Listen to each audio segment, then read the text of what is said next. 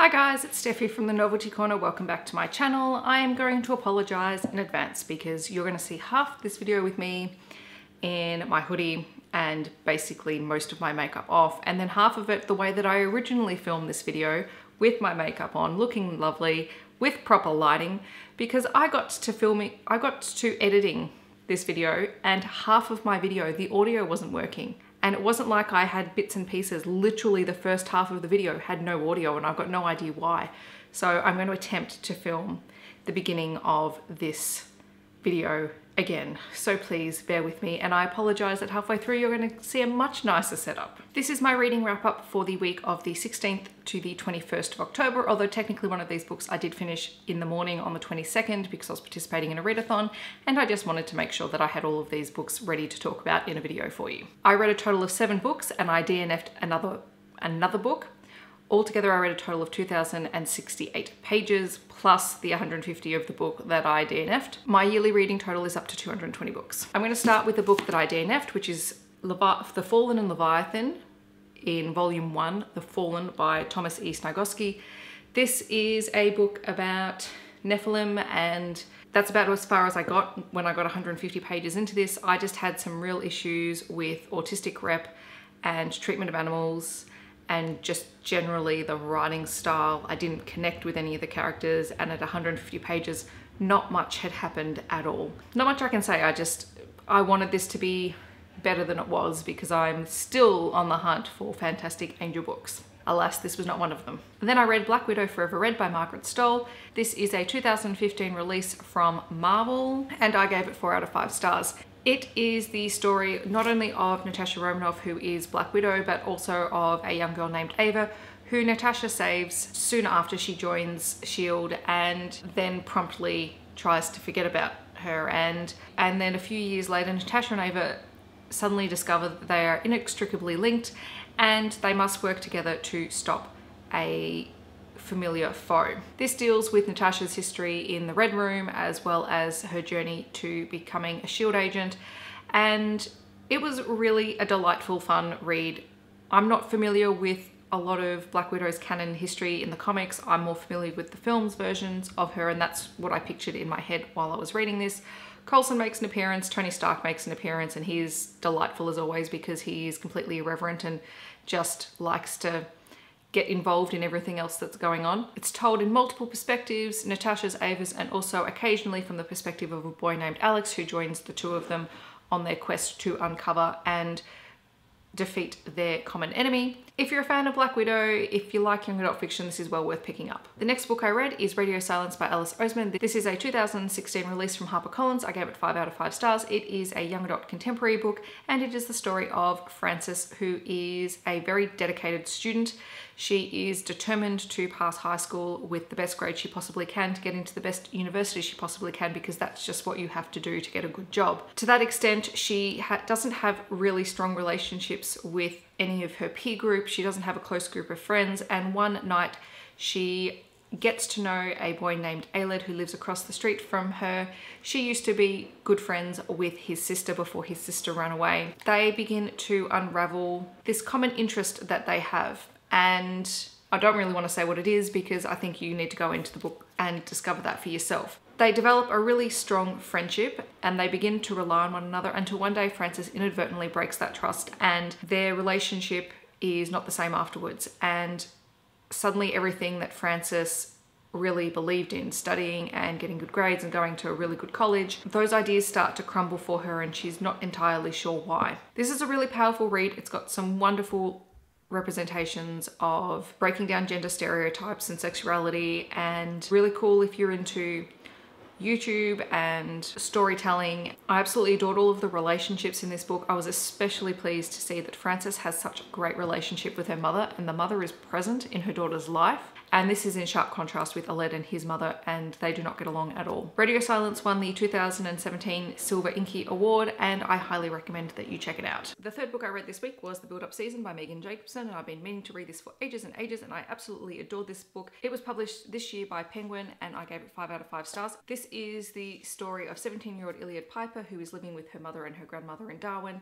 and she has had a really tough upbringing. Her father was very physically abusive to her mother, and both her mother and Iliad survived this relationship, but Illy is very, very angry, and she's angry at the entire world and especially at her mother, who, after her father was sent to prison, she was sent off to boarding school, and she believes that they hate her as much as she hates them. After getting kicked out of all those boarding schools, she is sent home to live with them in Darwin, and at school she has one friend who she barely holds on to, and an ongoing prank war between her and one of the first people she ever met when she moved to Darwin has a habit of turning particularly nasty. And then she meets Jared, who is the son of the principal, and she falls madly in love with him. However, the relationship is not all that it seems to be. This is a really fantastic read. It is really compelling. It is a lovers YA contemporary book, and it is claustrophobic and intense, and there are a lot of triggers in here for domestic abuse, so be aware of that going into it.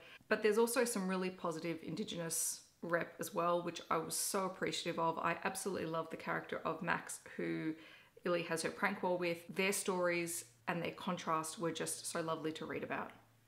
I definitely recommend this one. And now I come to my bookish event for the week, which was the TBR Knockdown 24 Readathon, which is hosted on Instagram. I will leave a link down below so that you can check out all the details. It is hosted monthly, and this weekend it took place from 12 p.m. Australian Eastern Standard Time on the 21st of October until 12 p.m. on Sunday, the 22nd of October. I read 4 books and I'm super pleased with myself, so I'm going to get into them really quickly because I don't want this video to be super long. The first book I read was Tales from a Tall Forest by Sean McAuliffe. This is an Australian children's book. It is sort of a take on twisted fairy tales, and it was absolutely delightful. It is also the most gorgeous book that you will ever see. The dust jacket is stunning, but then you have the naked hardcover, and it is a work of art, and I would literally have this on my shelf or on my wall. Tales from a Tall Forest is a mashup of fairy tales, but they're not fairy tales as you know them. The characters have different names. It is told in Sean McAuliffe's very delightfully satirical style. If you're at all familiar with his work, you will hear his voice when you read this book. It is just really funny, and I really enjoyed the various tales, from Evil Stepmothers to Snow White to Hansel and Gretel and Jack and the Beanstalk and all the things that happen in between. It was just really delightful to read. This is a 2017 release that's only been out for a couple of weeks, and it was published by Hardy Grant Egmont, and I gave it 5 out of 5 stars. Because it's October, I decided to pick up some of the more spookier books on my TBR shelf, and I also read Dr. Jekyll and Mr Hyde and Other Stories of the Supernatural by Robert Louis Stevenson. This is a classic horror book, and I really enjoyed the story of Dr. Jekyll and Mr Hyde. I've never read it before. The other short stories were okay. I didn't mind them so much, but again, because this is a classic and it's told in that really formal literature style, I did struggle to get through some of them just because it takes me a while to get into the language. Overall, I gave it 3 out of 5 stars. I didn't find any of the stories really scary, but I did find them quite interesting and thought-provoking. This particular edition of the book was published in 2005 by Scholastic. The next book I read was The Graveyard Book by Neil Gaiman, and I've had this for a while and I've been meaning to read it for even longer. The Graveyard Book was published in 2008 by Bloomsbury, and it is a whole narrative from start to finish, but really it's told through a series of vignettes in each chapter as a young boy called Nobody Owens grows up in a cemetery raised by ghosts and a shadowy guardian figure who is definitely a supernatural creature, but we're sort of left guessing to who and what he is. Known to his friends as Bod, he lives in this graveyard his whole life, and he picks up some of the tricks that the ghosts have. He can move unseen, he can pass through physical objects at times, and he is granted sanctuary there when, as a child, his whole family was murdered and he managed to escape, and that's how he came to be living in the graveyard. The person who murdered his family, though, is still looking for him even after all these years, and each story tells one part of his life, from a friendship he makes with a young girl when he's about 5 years old to his relationship with a witch who was buried on unconsecrated ground, to the final battle with the man who murdered his father. This was delightful. It was a little bit creepy, it was a little bit spooky, but not so much so that it would keep me up at night, which is great. I gave this 4 out of 5 stars. The last book that I read for this weekend is M is for Magic by Neil Gaiman. It is a collection of short stories and I really enjoyed this one. I think I gave it on average about a 3.5 out of 5 stars. However, there were some stories that I liked more than others. There's a kind of weird fairy tale retelling told in a sort of crime noir style where someone is investigating the death of Humpty Dumpty and a whole bunch of other characters. There is the delightfully creepy Don't Ask Jack, which is about a Jack-in-the-Box who... Chivalry was another great one, which sort of has a take on the Holy Grail story, and it's a really great example of Neil Gaiman's style. The other one that I really liked was The Sunbird, and even though I predicted what would happen, I really enjoyed it, and it was just also a great look on foodies in present day. There is a mixture of fantasy, supernatural, and science fiction in this collection. There is one poem as well at the end.